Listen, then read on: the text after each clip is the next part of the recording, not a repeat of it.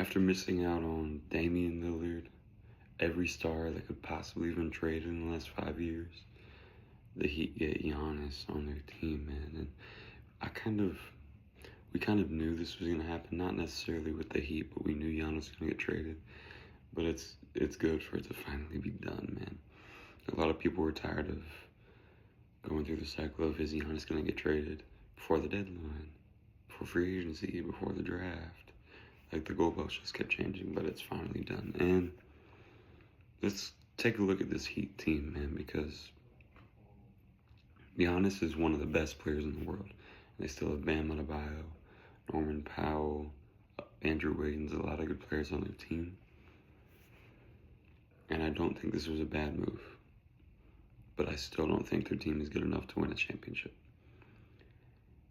I feel like we've seen, especially in the 2020s, that you can't just get really good players and win. Like, Giannis and Bam are both very good, but they're not going to carry you to a championship. Like, I mean, you had Dame and Giannis, and they didn't do anything. And I think the other people on that team were better than the people on the Heat. So it's kind of tough for me to get excited for the Heat. I mean, it'll be fun to watch. Giannis and Bam playing together will be fun to watch. But I don't have very high expectations of them. Like, these top-heavy teams just aren't winning anymore. Like, we just saw the Knicks win. And nobody's coming to the season saying that Jalen Brunson's a top 5 player. And they just have a bunch of really good players that play together well. And I think that's kind of the recipe now. I just don't see how they're going to beat some of these other teams in the East without a real guard. Like, they have Davion Mitchell. Their starting lineup would probably be Davion Mitchell, Norman Powell, Andrew Wiggins, Bam, Giannis, or Giannis, Bam, whichever one. Norman Powell could be your guard play, I guess. He's very good, but I don't know if I want Norman Powell being the main ball handler on my championship team. Now, Giannis will handle the ball a lot too, but I just don't know how I feel about Norman Powell being the main ISO shot creator. Like, because in Milwaukee, when Chris Middleton was still there, if it was the end of the game, Giannis didn't have the ball. Chris Middleton did. I don't know how I feel about that being Norman Powell. But at the end of the day, the Heat needed a star. They've been needing to make a trade. And I think this was probably one of the better ones they could have made, but I still don't think they're going to be a championship level team.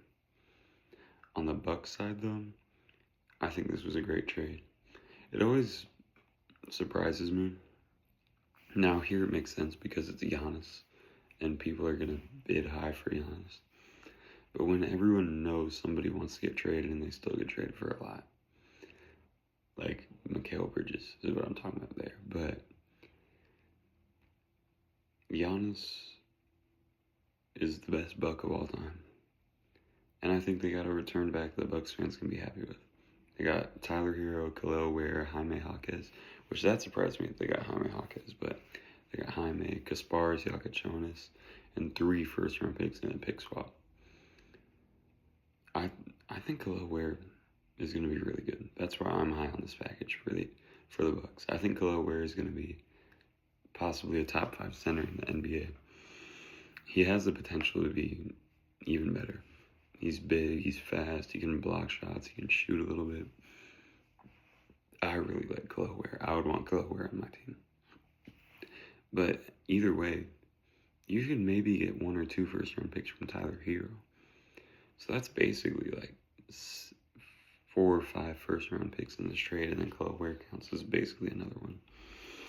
And I don't think you're getting better value than this anywhere else.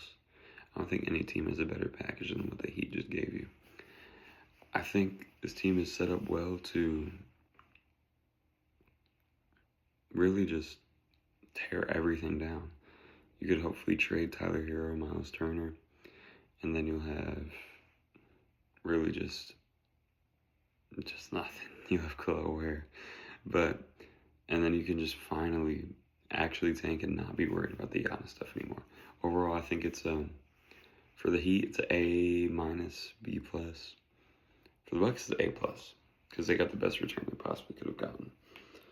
But another trade that happened in the NBA is Julius Randle to the Nets and Nicholas Claxton to the Bulls.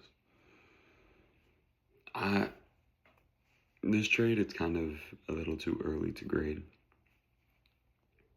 Julius Randle is a good player, and he got traded for nothing, a second-round pick. He got traded for basically nothing. And I understand why they did it, to save all that money, to save 25, 30 million. But if they don't get somebody else, this was a bad trade for them, because they just need good players. Like, I couldn't tell you what exact type of player they need. They could use a guard, but they just gave Iowa DeSumo $20 million a year.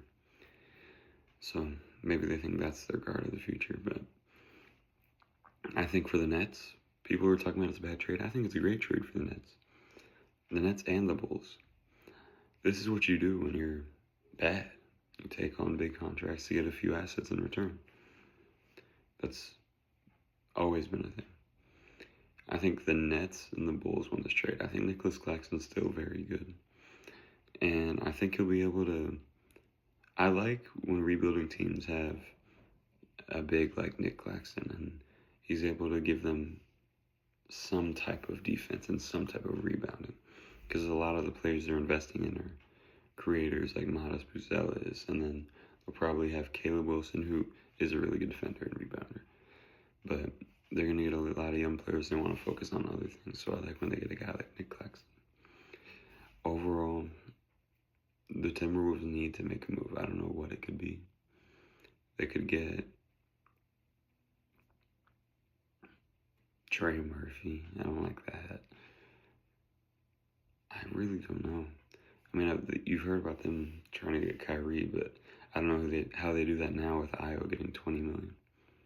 But overall, I'd say Nets A-, Bulls A, Timberwolves to be determined, but like a B-. I think a lot of these trades have been good for each team, but now you have to wonder about what the rest of the league is looking like. The Celtics tried trading Jaylen Brown. Didn't happen. Does he want to be traded? He said that thing about playing in China for $400 million or something like that, which I would too. But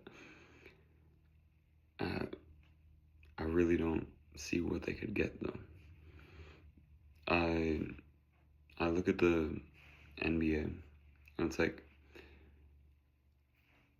who's gonna just give you a good package for a star, unless you're that type of star? Because Jaylen Brown's a star, but he's not Giannis. And I don't see where they could get a good package. They can trade him to... This is a place where I do like Trey Murphy. If they could go get DeJounte and Trey Murphy, I like that. But if you trade him to the Hawks, you get what? Kuminga, CJ, or Dyson, or something like that. You just get worse. I would just keep Jaylen Brown unless you're getting a really good package, because I don't think he'd be the type to take it too emotionally. But overall, it's going to be a crazy offseason, and I'm excited to see how the rest of it goes.